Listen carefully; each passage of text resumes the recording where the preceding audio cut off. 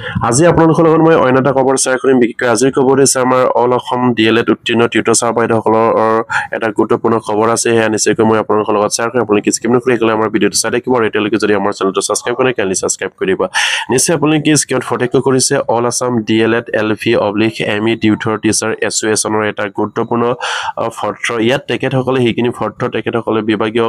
তেখেতসকলে অনুৰোধ জনাইছিলে ইয়াত কি দিছিলে নিশ্চয়কৈ মই বিতংকৈ আপোনালোকৰ লগত শ্বেয়াৰ কৰিম আপোনালোকে স্কিপ নকৰি হেকলে আমাৰ ভিডিঅ'টো চাই থাকিব তেখেতসকলে এইখিনি প্ৰদান কৰিছিলে 8/8/2024 তাৰিখ ইয়াত লিখিছে ফৰ্টি মাননীয় শিক্ষামন্ত্ৰী মহোদয় অসম দিছপুৰ গুৱাহাটী 06 বিকুই DLED উত্তীৰ্ণ টিউটৰ শিক্ষকৰ নাম শিক্ষা হেতুৰ সম্পূৰ্ণ আপলোড নতখাত সঞ্চালকৰ যোগেদি সংগ্ৰহ কৰাৰ বাবে কৰা আবেদন নিশ্চয়কৈ এটা গুৰুত্বপূৰ্ণ বিষয় বা গুৰুত্বপূৰ্ণ ইয়াত বিষয় লৈ তেখেতসকলে মাননীয় শিক্ষামন্ত্ৰীক অনুৰোধ জনাইছিলে ইয়াত লিখিছে যে DLED উত্তীৰ্ণ টিউটৰ শিক্ষকসকলৰ নাম শিক্ষা হেতুত সম্পূৰ্ণ আপলোড নতখাত সঞ্চালকৰ যোগেদি সংগ্ৰহৰ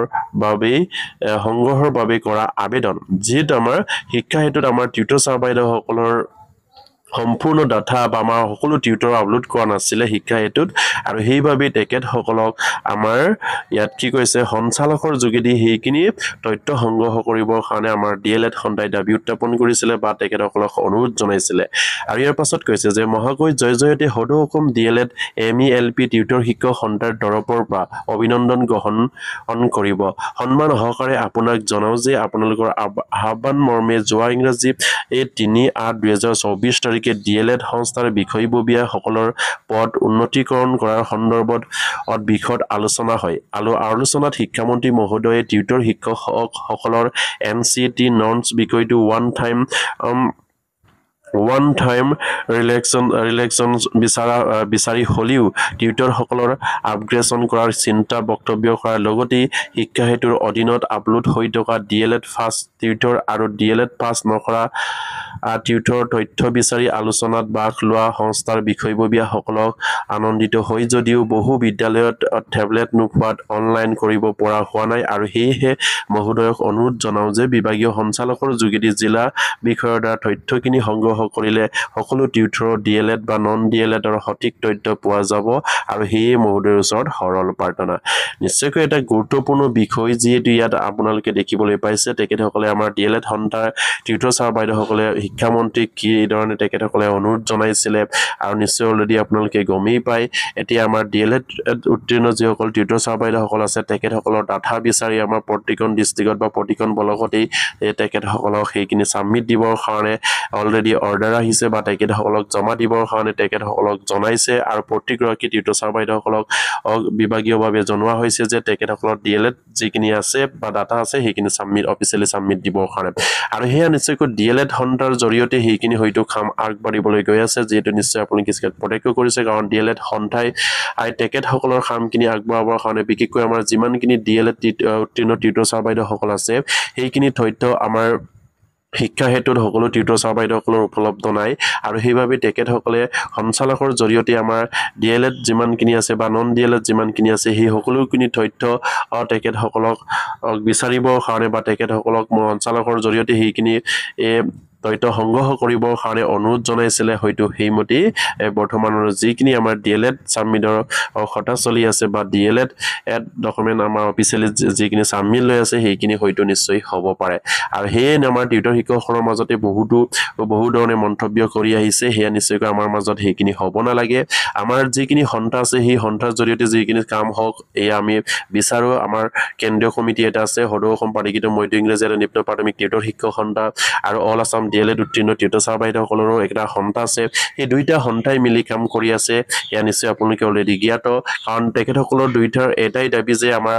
যিমানবিলাক টিউটৰ ছাৰ বাইদেউসকল আছে সেই টিউটৰ ছাৰ বাইদেউসকলক ওৱান টাইম টেট ৰিলেকশ্যন দি তেখেতসকলক টিউটৰ পৰা টিচাৰ আপগ্ৰেড কৰে নেকি বা কৰিব পাৰে নি সেইখিনি তেখেতসকলে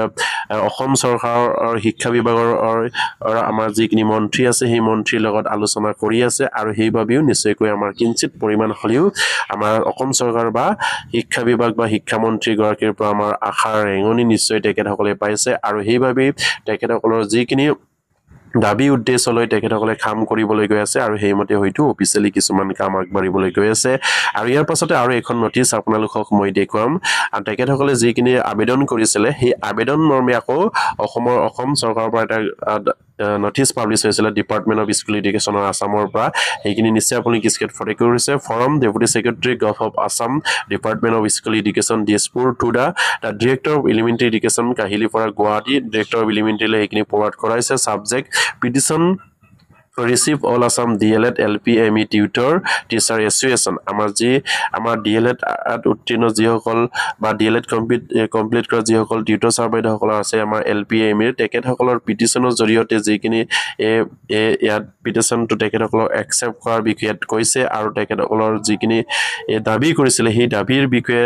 আমাৰ ডিৰেক্টৰ অফ এলিমেণ্টাৰী এডুকেশ্যনলৈ সেইখিনি নটিচ ফৰৱাৰ্ড কৰাইছে লিখিছে sir madam with the reference to the subject cited above I am direct to forward here with the petition or receive from the All Assam DLED LP ME Tutor Teacher Association which is the self-explanatory with a note from the Honorable Minister Education on body of the letter a request to you to examine the matter the submit of report the department and honor the submission to Honorable Minister of Education নিশ্চয়কৈ আপোনালোকে স্ক্ৰীনত photo কৰিছে আমাৰ DLED উত্তীৰ্ণ যিসকল tutor sir বাইদেউসকলৰ সন্থা আছিল তেখেতসকলৰ দাবী মৰ্মে যিখিনি তেখেতসকলৰ তথ্য সংগ্ৰহ কৰিবৰ কাৰণে কোৱা হৈছিলে আৰু সেইখিনি তথ্য সংগ্ৰহ কৰি আপোনাৰ Honorable Education Ministerক সাবমিট দিবৰ কাৰণে ইয়াত কোৱা হৈছে ইয়াত নিশ্চয় আপোনালোকে স্ক্ৰীনত ফটো কৰিছে ইয়ৰ ফাইটফুলি ইয়াত আমাৰ ডিপাৰ্টমেণ্ট অফ স্কুল এডুকেশ্যনৰ পৰা সেইখিনি আছে আৰু সেইখিনি নটিচ কেতিয়া পাব্লিছ হৈছিলে নিশ্চয় আপোনালোকে দেখিবলৈ পাইছে এতিয়া এইখিনি পাব্লিছ হৈছিলে ইয়াত তাৰিখটো দিয়া আছে নিশ্চয় আপোনালোকে স্ক্ৰীনত ফটো কৰি আছে আৰু সেয়া খুবেই এটা গুৰুত্বপূৰ্ণ বিষয় আমাৰ যিখিনি তেখেতসকলে দাবী উত্থাপন কৰিছিলে সেই দাবী মতে যেন আমাৰ কামখিনি হ'বলৈ গৈ আছে সেয়া নিশ্চয়কৈ আমি কিঞ্চিত পৰিমাণ হ'লেও হয়তো আমি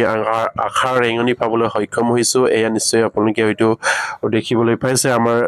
টিউটৰ শিক্ষক খণ্ডৰ জৰিয়তে বা আমাৰ যিখিনি আমাৰ টিউটৰ ছাৰ বাইদেউসকলৰ কেন্দ্ৰীয় কমিটিয়ে হওক বা DLED উত্তীৰ্ণ টিউটৰ ছাৰ বাইদেউসকলেই হওক তেখেতসকলৰ যিখিনি জৰিয়তে সেইখিনি যদি হ'বলৈ গৈ আছে সেয়া নিশ্চয়কৈ প্ৰতিগৰাকী টিউটৰ ছাৰ বাইদেউসকলৰ মাজত পজিটিভলি আমাৰ যিখিনি এনাৰ্জি আছে সেই পজিটিভ এনাৰ্জি সৃষ্টি কৰি নিশ্চয়কৈ আমি আলোচনা কৰিব লাগে আৰু